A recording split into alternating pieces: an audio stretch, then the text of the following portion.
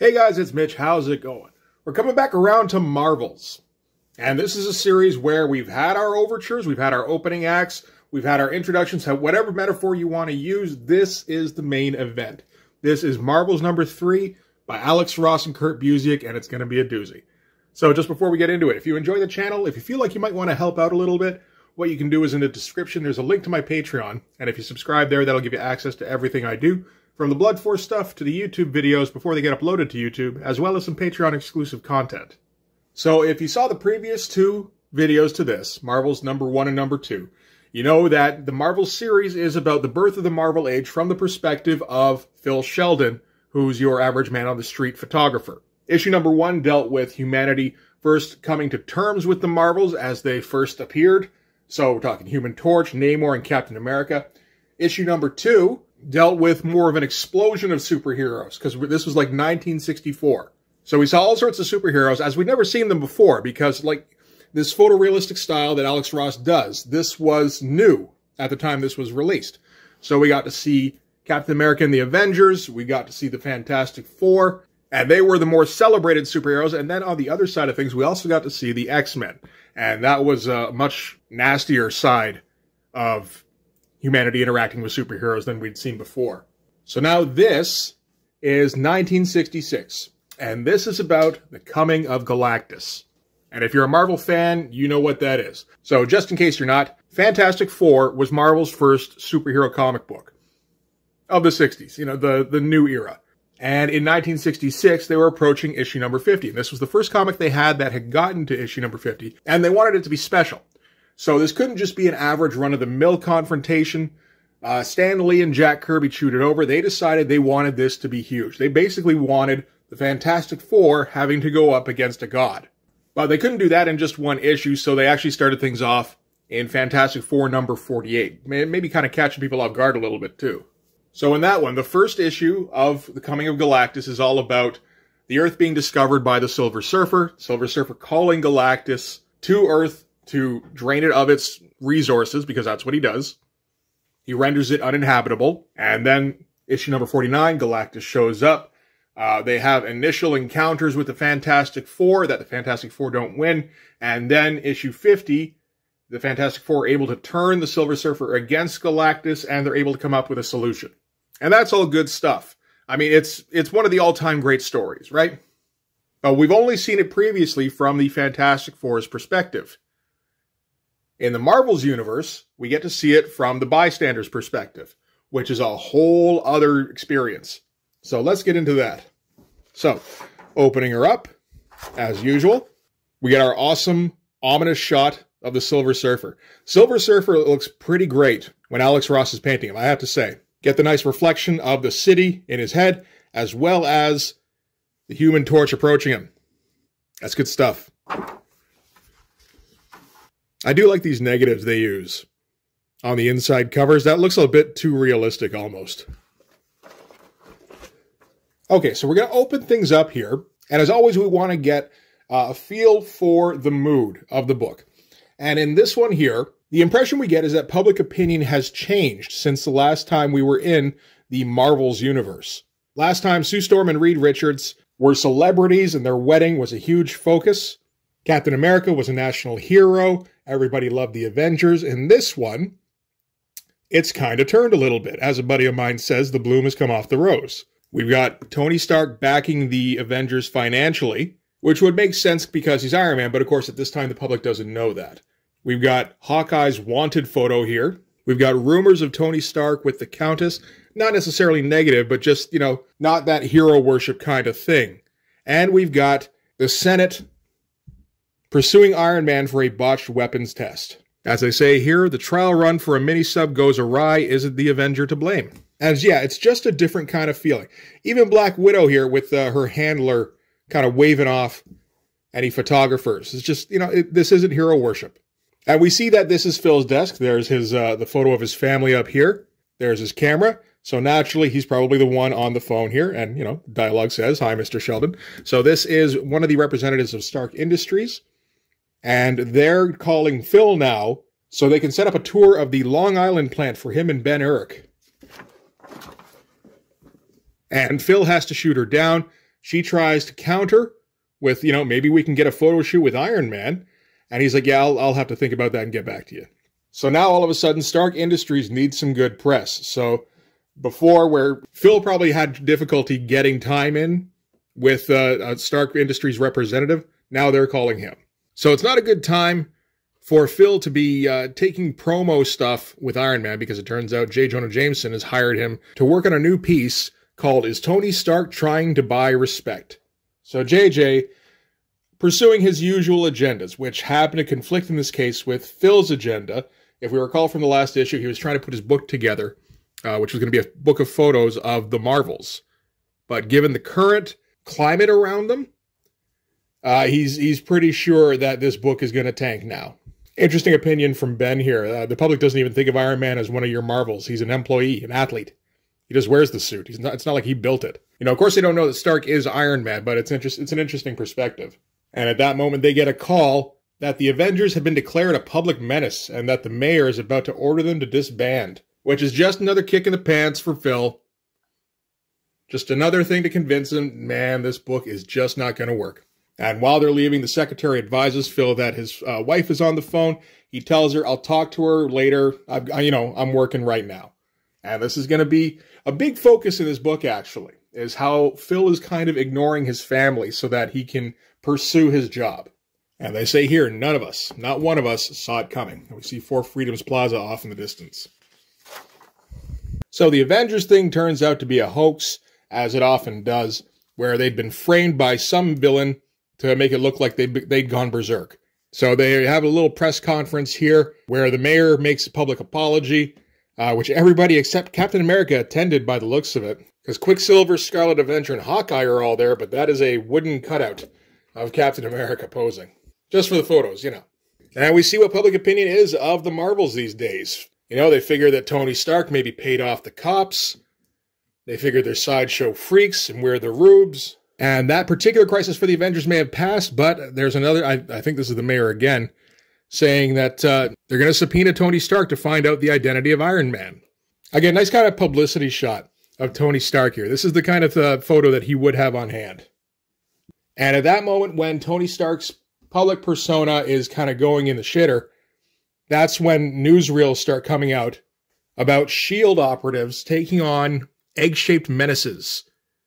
And the S.H.I.E.L.D. operatives are armed with experimental weapons designed by Tony Stark. So a nice bit of political maneuvering there. And Ben Urich is kind of cynical about the whole thing, as he probably should be. I don't know if there's a model for Ben Urich, but this face is perfect. Like, this looks like it's probably somebody real. But whoever it is, it looks exactly like how Ben Urich should look. And the follow-up to the whole thing is Phil meeting with the representative from Stark Industries, and her handing him a promo booklet that lists all of the Stark Industries accomplishments and all the charity work they do, and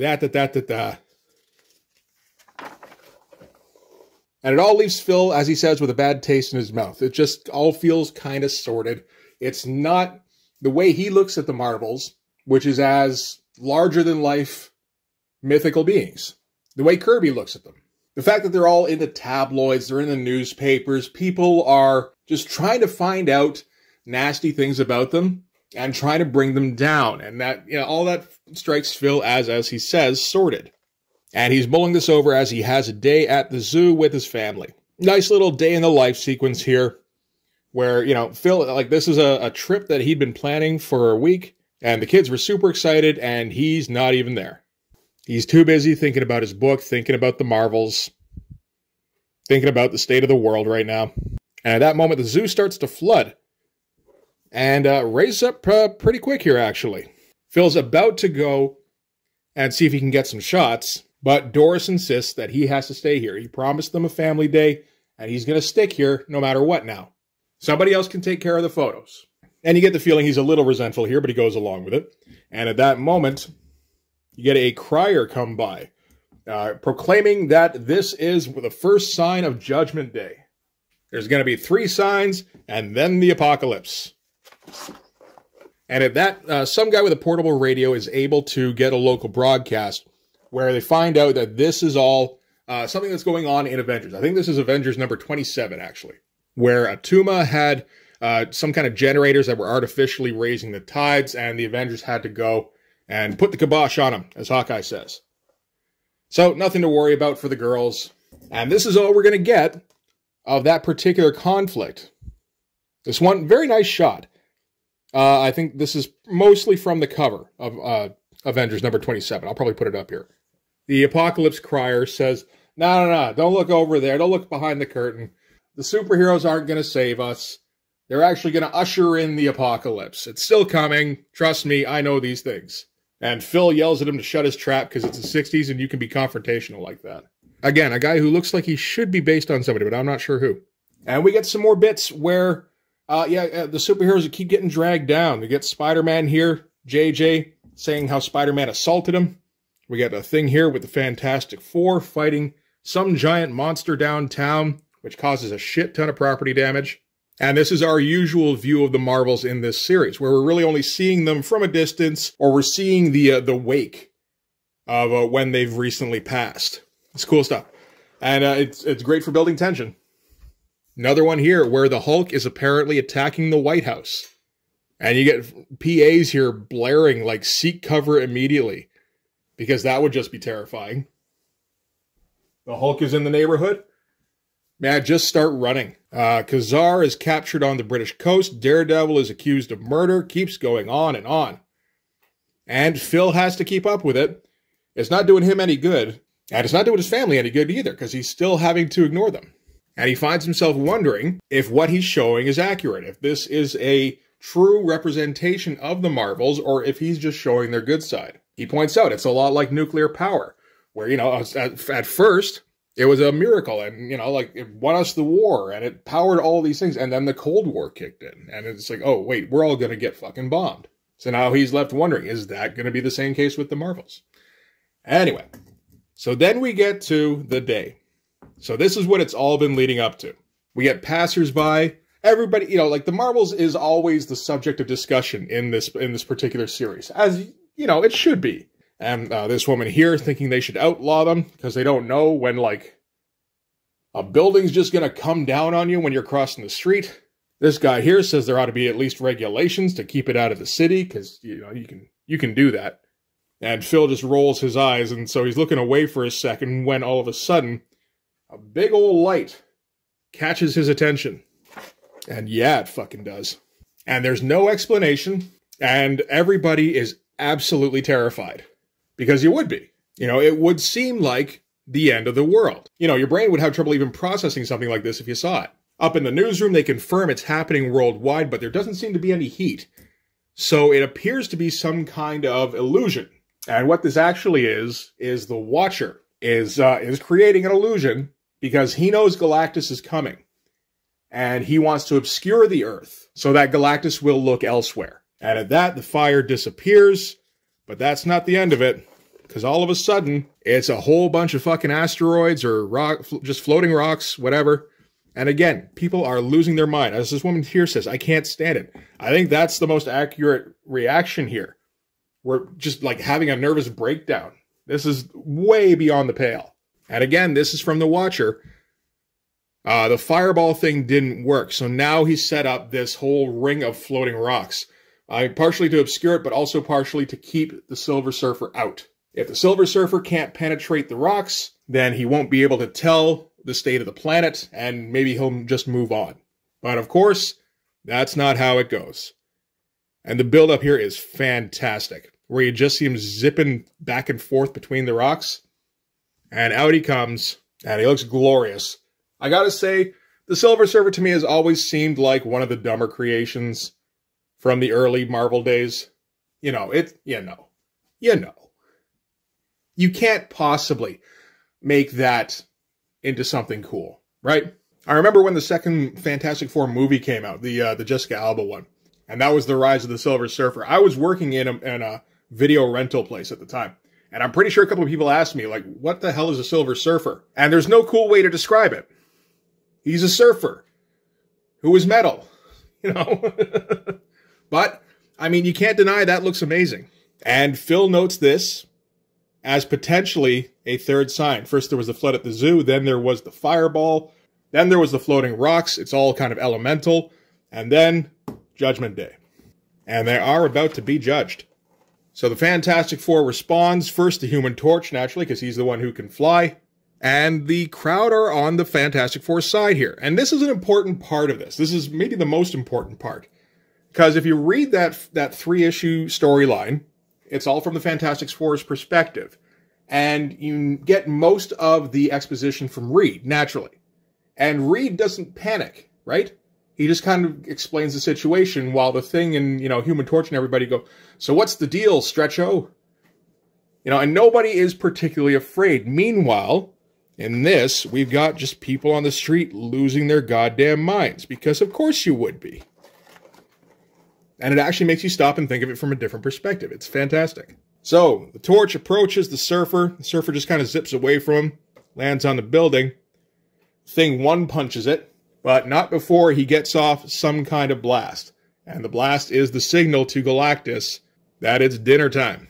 All of a sudden in the newsroom, they start getting signals from LaGuardia and from NASA saying that something is approaching and it ain't from around here. And we get our nice little build-up here, just a little beat, beat, beat, beat to build the tension. While some Kirby tech forms in the background. And there's the man himself.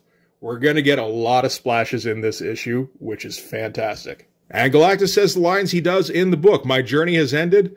This planet shall sustain me until it has been drained of all elemental life. So speaks Galactus.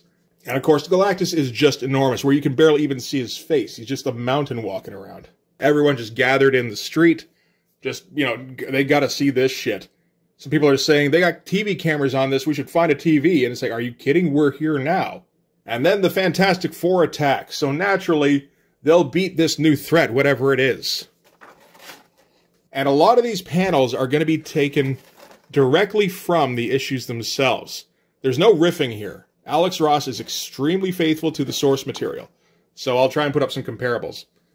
Galactus first responds with a gas attack. I think that's more of an automated thing.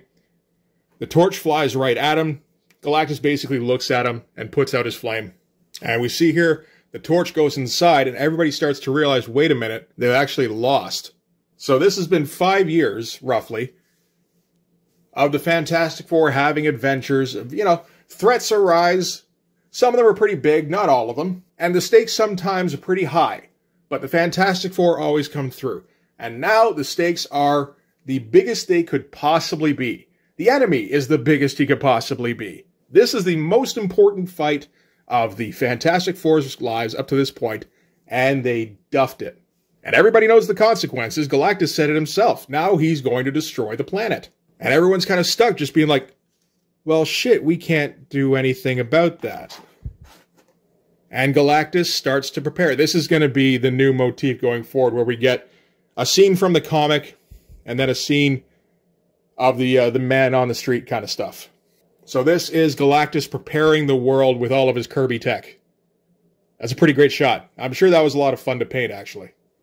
In the newsroom, everyone's just taking shots. You're getting as many angles as they can. Phil's wife phones, because she would, and he waves her off, because he's got more important things to do. People are stuck just watching, because for this particular crisis, they can't do anything. Like I said, they're like, where are the Avengers? Where's Spider-Man? Where's somebody who can do something? And nobody's seen anybody. And, they're just bystanders to the end of the world. I think this is Alex Ross's mom here, but I'm not for sure. And everybody in the newsroom starts moving. We're newsmen. We got places to be, people. We need cameras in position. We need eyewitnesses. We need to get busy so we don't think about what's actually happening. And then all the Kirby tech is in place. Galactus gets ready to begin the sequence. And we get this fucking shot, which is absolutely amazing. I believe this is taken, again, directly from the comic, and it looks perfect. Like, the Kirby tech looks perfect. The Kirby crackle actually looking real. And that looks like some end-of-the-world shit. And at that moment, everything gets stopped short for a second because the Thing managed to make it to the top of Galactus' ship and wrecked some of his equipment and is able to knock him off the top of the Baxter building. And I actually love this shot of Galactus here, just the size of him. Like the foreshortening on this foot, everything really sells that he's absolutely massive. You can barely see his head still. And Galactus falls, but he doesn't fall all the way. Now, this is a shot that I've seen discussed before. Another channel was like, this is the shot that doesn't work for me. Because, like, you know, he's supposed to be down the street, but it doesn't. It just looks like a shot of his buddy in a Galactus suit superimposed over a shot of the city. It doesn't really combine at all, which it doesn't because he's not in the street. In the original comic, he's got a field that protects him so that he doesn't fall. He just ends up levitating. And I mean, you can see the shadow here. Like, look, there's his hand there. There's the shadow of his hand. Obviously, not touching anything. It's a cool shot of Galactus. He looks a little skinny, but it probably works in terms of like a Kirby type figure where, you know, people aren't super well defined. It's not the 90s yet. And everyone is just screaming and chattering all around him, saying he ain't fallen. People are fleeing the city, hoping that would save them. The president's got a minute-by-minute reaction, and he happens to look to the side and see somebody actually reacting to the situation instead of just recording it. And it hits home for him. Where, wait a minute, what the fuck am I even taking pictures for? There's not going to be a morning edition at this rate. And he thinks it over for a second, and he gets his priorities straight, and leaves the scene. And that's a great little moment. Cut back to the fantastic... And yeah, this is how it's going to go here, where we're just going to get select scenes from the issue, some of the high points. So this is the Fantastic Four versus the Punisher.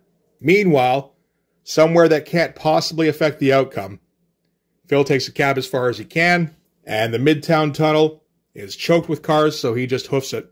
And it's kind of the scene of every, like, the early stages of any post-apocalyptic movie you've ever seen. Like, you know, The Stand, where there's, like, looting, and there's kids taking joyrides, and, you know, just kind of people doing what they want to do. But it's not that frenzied looting, as he mentioned, that accompanied the mutant riots.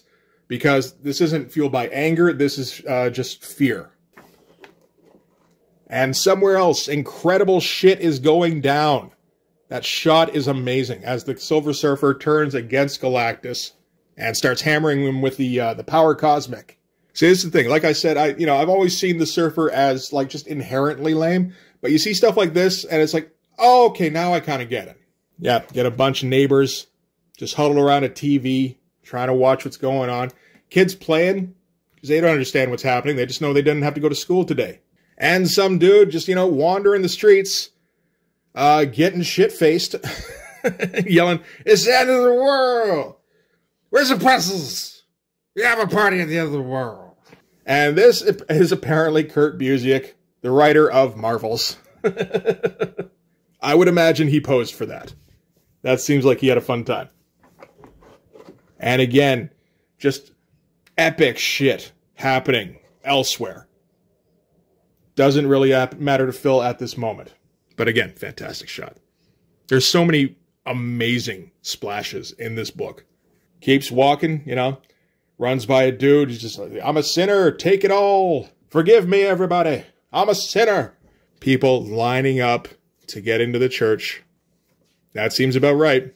Bunch of old guys just huddling in a car. That looks like it might be Jack. He's got a cigar. I'm not sure who anybody else here is. This guy looks like he should be recognizable. That's a very recognizable kind of face. But I can't place it myself. And I do like his dialogue. He's like, "Just find Captain America. They find Captain America, this all turned out all right. I've seen the man fight one time. He'll straighten it out." It's good stuff. Look at that shit. This was mind-blowing in 1996. This was like, the first two issues kind of blue-balled you a little bit.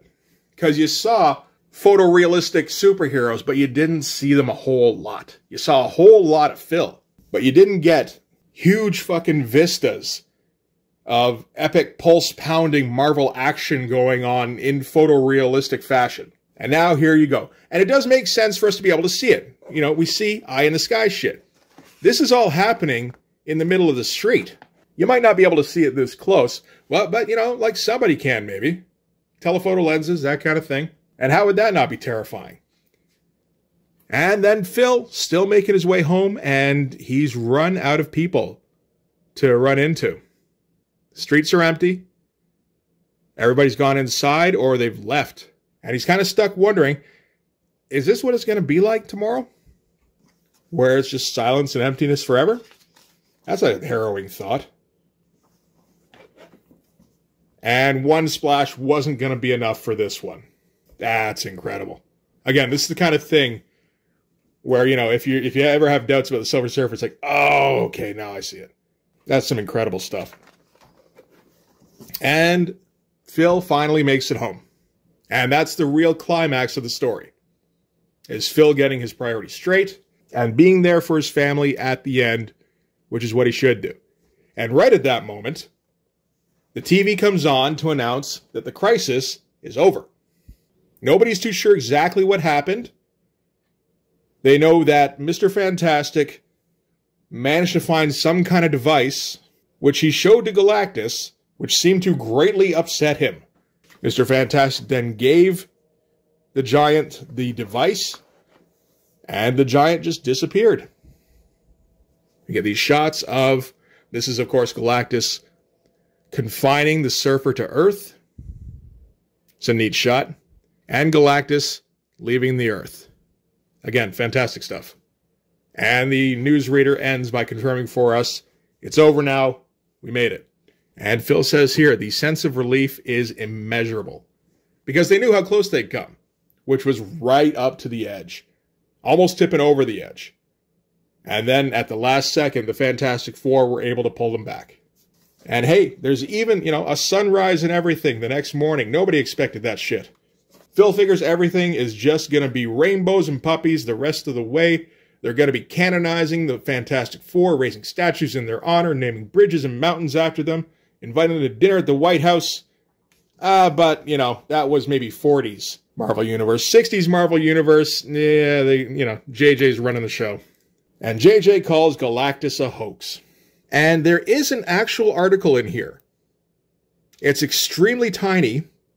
And I have to really work these days to be able to read any of it. I used to be able to read it just with my fucking eyes. But JJ calls out the fact that it's a gigantic humanoid in a t-shirt with a big old G on his chest. And we're supposed to believe that that's a real apocalyptic alien. And not just some illusion, magician's trick, whatever. And in case you're not sure, see? G is for Galactus. Good enough for me. Oh, and we do get this little side note here that the Avengers were trapped outside the city during the crisis, so they couldn't help. And then afterwards, things just kind of return to normal, where everyone goes back to hating the Marvels, because honestly, it's easier than thinking about the fact that the world almost just ended and they were the only thing standing in the way of that. We cut to a shot here of Phil arguing with JJ. These are, of course, polar opinions about the Marvels. And at that moment, Peter Parker walks in with pictures of Spider-Man fighting the looter. And he figures JJ will love him because they make Spidey look terrible. And that just sets Phil off. So Phil storms out of the office, saying, if I were Spider-Man, I'd beat the stuffing out of that little weasel. As he's walking out, Ben Urich tells him that the senator went ahead and canceled all of Tony Stark's defense contracts. So now they're expecting to start announcing plant closings. Which, again, just another kick in the teeth. Says that'll teach that uppity Iron Man to save lives. And he says here, the whole city seemed embarrassed somehow, ashamed of their terror, now that it had passed and they were still alive. That's the thing, you're allowed to be terrified. If your terror turns out to be absolutely justified, like, yes, you are going to die, there you go, you died, you know, you were right to feel that way. But if it passes, you're kind of left wondering, am I 100% sure that was real? It probably wasn't real, right? That was a hoax. Somebody made that up to make me feel that way. Those pricks. And that's a shot of Alex Ross's dad there. And we finish things up, probably as we should, with Phil and his family going to get some lunch at the Paper Diner, I think, the masthead here. It's an interesting touch. I don't remember ever hearing about that before. And while they're eating, Phil gets a note that Count Nefarious imprisoned all of Washington, D.C., and the X-Men were spotted fighting him. So Phil has to go, and, you know, Doris is a little unnerved, just like, you're coming back, right? He's like, no, I'm coming back, I know. I'm not going to forget what's important this time. And it feels like a refocusing for Phil here. All of Marvel's kind of does that, actually. And then as he's leaving for his cab, Everybody, of course, talking about the Marvels, in this case, the X-Men, saying, you know, why do they have to bother us? I'll put them in jail. And Phil blows his top just for a second. Says, what do you people need? The world to actually end? Are you unable to even admit to yourselves that you're grateful? Like, just look up. And we end with Four Freedoms Plaza with no Galactus on top. And that's it. And next one is The Day She Died. This one's all about Spider-Man. So that's it for Marvel's number 3. So yeah, that is an interesting note, that every issue so far has resulted in a refocusing of perspective for Phil. In issue 1, he's worried about the Marvels, he's uncertain, he's unwilling to bring children into this world while the Marvels are rampaging around. But eventually he's able to come to terms with them, and with the idea that the Marvels are just here to stay, and we're all going to have to get used to it. Second issue, there's the whole thing with the X-Men and mutants in general, where mutants are something to be feared, until he runs across a little girl mutant. And he has to stop and reevaluate his perspective. And you go, wait a minute, does this make any kind of sense? This is just a little girl. And then in this one, getting too caught up in his job, getting too caught up in these Marvels that he's been focusing on for like the last 25 years. And now going forward, we're going to see a Phil who appreciates the Marvels, who still lionizes them, but doesn't put them ahead of his family anymore. And then next issue, we're going to get another refocusing. So yeah, this is the Marvels series. It's pretty great. And again, it was mind-blowing when it first came out. Like, to see this kind of action on this scale, this realistic, you know, like not 100% realistic, but certainly more realistic than we'd ever seen before. It was just like everything you ever wanted out of a comic at the time. Now, of course, we get it constantly, either through the movies or the TV shows, or with one of Alex Ross's like 5 covers per month. But that's okay. It's fun to still look through these and remember how special this was at the time. It was a pretty big deal. Anyway, that's going to do it for this one. Thanks very much for watching. If you like this video, please hit like, hit subscribe, hit the notification so you know when the next one's coming out. Go over and subscribe on my Patreon. That'll give you access to everything I do, from the Blood Force stuff to the YouTube videos before they get uploaded to YouTube, as well as some Patreon exclusive content. You can also go over and follow me on Instagram and DM me there for commissions. So yeah, that's it. I don't have a snarky follow-up. The series is awesome, and this is the most awesome issue. If you don't have it, if you haven't read it, you should just go buy it. So yeah, thanks again. I'll see you guys in the next one. Bye-bye.